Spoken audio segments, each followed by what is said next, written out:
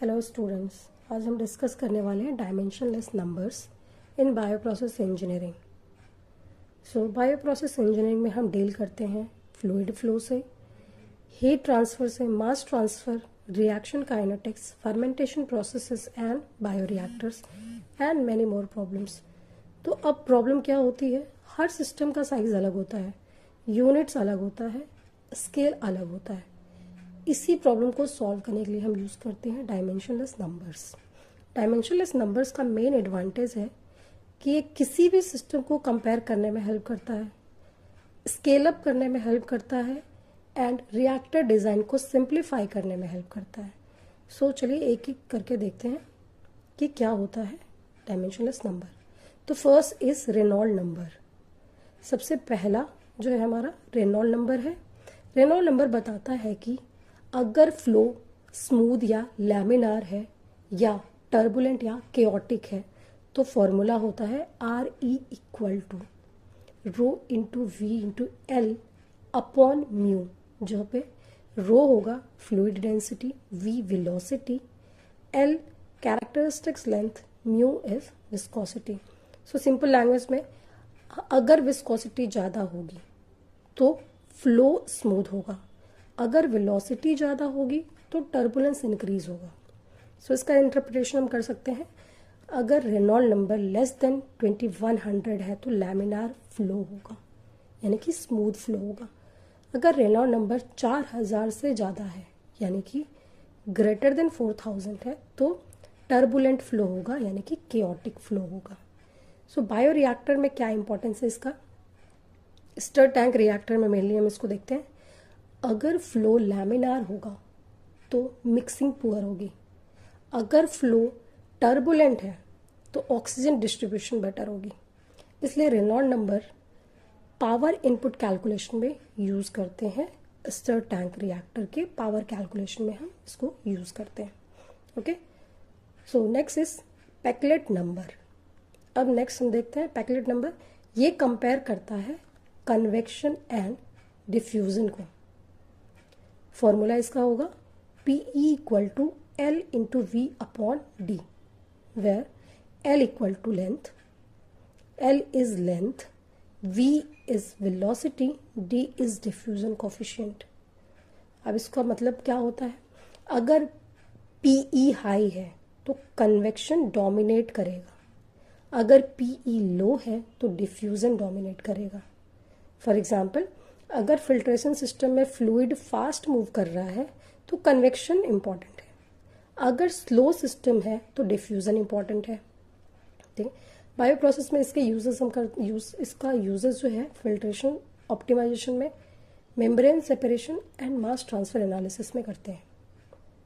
Now the third is Sherwood number.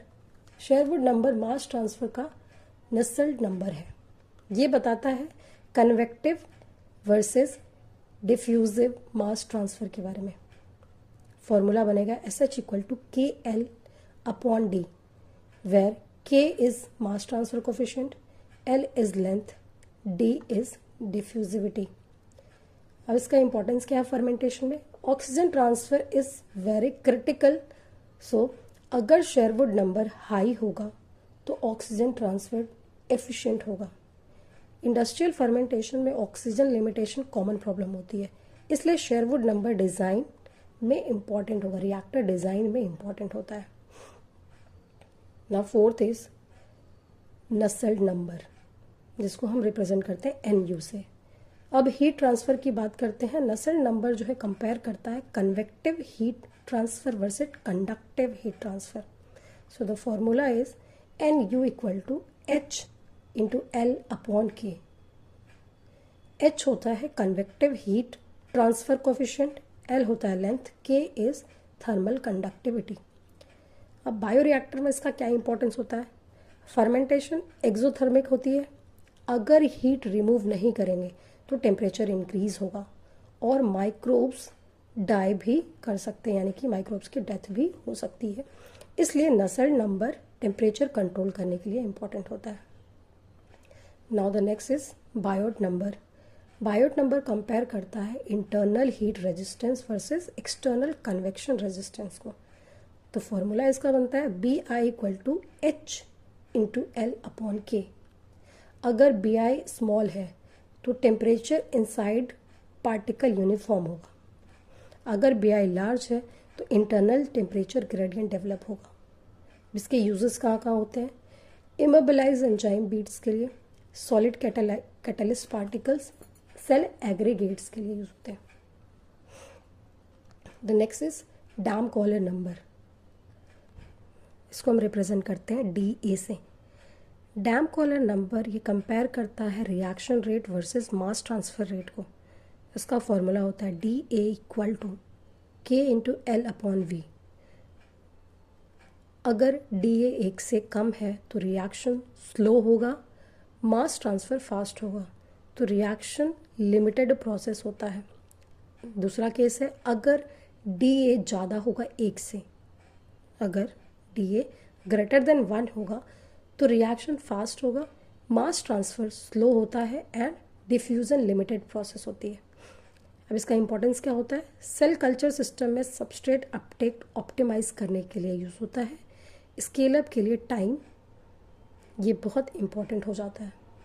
Next is Weber number. Weber number compare करता है inertial force versus surface tension को। Formula होता है W equal to rho into V square into L upon mu. अगर Weber number high होगा तो droplets breaks easily and bubble break easily. अब इसका यूज़ हम करते हैं बायो प्रोसेस में, तो एरेशन के लिए बबल कॉलम रिएक्टर में एंड इमल्सिफिकेशन में यूज़ करते हैं। ये ऑक्सीजन ट्रांसफ़र में डायरेक्टली इम्पैक्ट करता है। होपफुली आपको ये समझ में आया होगा और एग्ज़ाम में बहुत इंपॉर्टेंट होता है। अगर कोई भी डाउट हो तो आप कमेंट कर सकते हैं। Thank you.